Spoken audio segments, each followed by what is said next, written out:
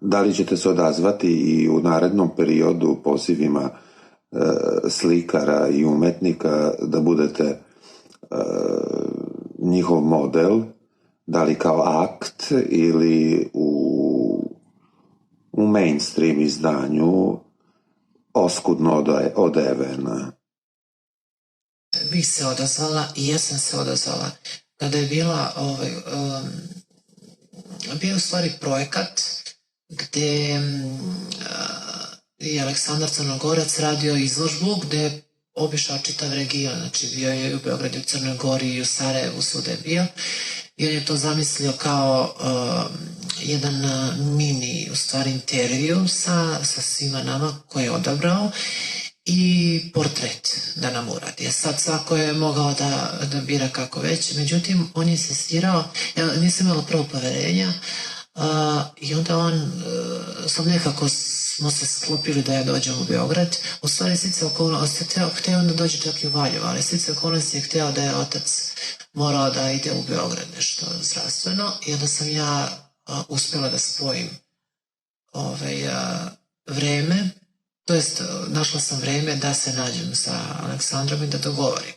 Međutim, on je insistirao ipak da moj akt, to jest portret, ipak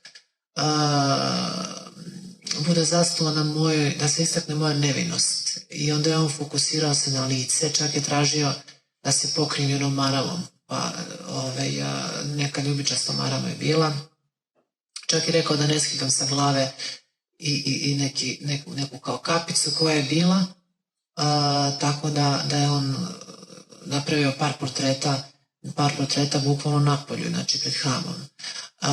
Onda sam kasnije videla, kad je već to sve bilo gotovo i kada sam bila počastvana, u stvari mene pozvala da budem gost tamo u Domu omladine i bila priređena pa kao prijem, i posle toga smo mi nastavili žurku u Mistiku, i on je organizovao nama čak i u onom hostelu i prenoćište koje nismo iz Valjeva. Zaista sam vrlo sam zadovoljna saradnjom. I onda sam recimo videla da su mnogi, što vi kažete, ipak prihvatili da se fotografišu, možda negde malo obdrženi i tako dalje.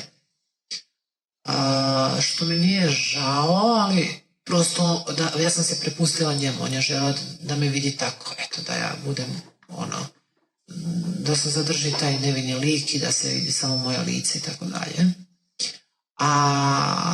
Da, i ta izložba je kasnije obišla ceo region i dosta se pisalo o tome i dosta mi ljudi se javljalo i dopada mi se, mada ja sam naravno bila uvijek samokritična i tu mi je smetao moj nos, a malo pre smo govorili zašto, jer je bio povređen.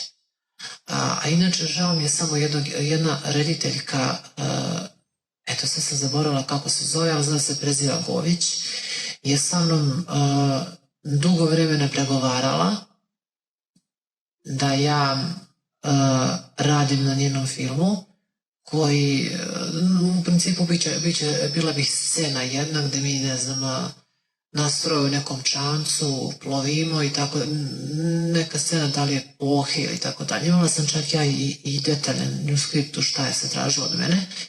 Međutim, posle toga ne predstavlja da se javi, nije došlo te saradnje, a inače taj film je posle završila i snimila Kristina Ferrari. Da, pa je onda ta uloga glavna i generalno taj film je uradila ceo Kristina Ferrari. Ali pre toga, kažem, ja sam trebala da sarađujem, da budem ja na tom filmu, ali prosto je to, da li je rediteljka ne mogu se tim imena, samo da se prezivala Gović, da li ona videla možda Kristinu opet kao bolju opciju, ili je možda sam bila ja komplikovana što sam iz Valjeva, pa dok tamo dođem, pa dok se to, inače oni bi uradili kostime i sve što je trebalo. Ali naravno, otvorena sam za saradnju. Mislim, kada mi se ponudilo nešto, a da mi odgovara, prihvatila bih. Zašto ne? Dok još nisam postala stara baka. Menjate i frizure često, pa ovako oštra podela, trajna ili vodena? Za šta ste? Za trajnu, što trajniju ili vodenu frizuru? Pa ja sam ipak za ovu vodenu frizuru. Šalim se, ja sam u principu uvek ista, jer ja sam uvek voljela plavu i moja prirodna kosa je uvek plava i ja svakodnevno izuzev preko leta kada stavim dodatak, recimo neku maramu, to volim. Volim ponekad kačketić da nosim i tako dalje, ali ja mahom imam moju plavu kosu koju vežem u rep ili je pustim ili stavim maramu pa onda pustim je da pada kroz maramu. I to mi je ono, da kažemo, dnevna varijanta i kućna varijanta. Sad, moja velika mana je prvo što sam ja imala 2014. godine stresnu situaciju, pa se meni kosa tada dobro proredila. Ja čak imam izveštaje doktorke Žigić, ja sam bila na VMA radi kose i tako dalje. I znači, definitivno su činjenice da je stres dosta uticao na moje opadanje kose tada posle onog napada. Naravno, ona se delimično zadržala i oporavila, ali za svako snimanje, za svako javno pojavljivanje, kada hoću dobro da izgledam, ja sad se opet vraćam na Lepo Lukića, koristim recept Lepe Lukić i onda lepo menjam perike i meni svaka perikica lepo stoji i prvo imam takav oblik lice i tako dalje i zašto da ne. Znači, prvo ne moram moju kosu da gorem, ne moram da je feniram, ne moram da se maltretiram, drugo želim da izgledam glamuroznije, drugačije, volim da se menjam, što kažete, malo druga frizura, jer mi to perike omogućavaju. Na kraju krajeva, pa Viola Davis, glumica čuvena, pa Naomi Campbell nosi perike, pa Tina Turner do kraja života, Lepa Lukić, ako je neka to krila i ona je priznala, i to isto je očigledno da nosi perike ceo život, znači od kada je došla na scenu, i gomila Dolly Perry, gomila je glumica i pevača sa javne scene nosila perike, i Lady Gaga i tako dalje, zašto ne bih ja, mislim. Sad, samo što je to malo skup sport, ako želite da to izgleda uvjerljivo i da to izgleda dobro, onda je to malo je i upravo kažem skup sport. Ali naravno, ako ih fino održavate i vodite računa o njima, mogu da traju jako dugo. Ali ja uživam u promenama. Znači, nekad sam slušala priče kako da plina nema kosu, ono šta je to već bila priča, ali evo, pa ja recimo na moru ne nosim periku u vodi, sigurno. Znači, ja pustim moju kosu. To je to što imam na glavi malo. Malo, kad kažem malo, problem je što ja ceo život patim od duge kose i što je problem? Kada moju kosu pustim, ona dođe do određenog nivoa i onda krenu da se krajevi cvetaju.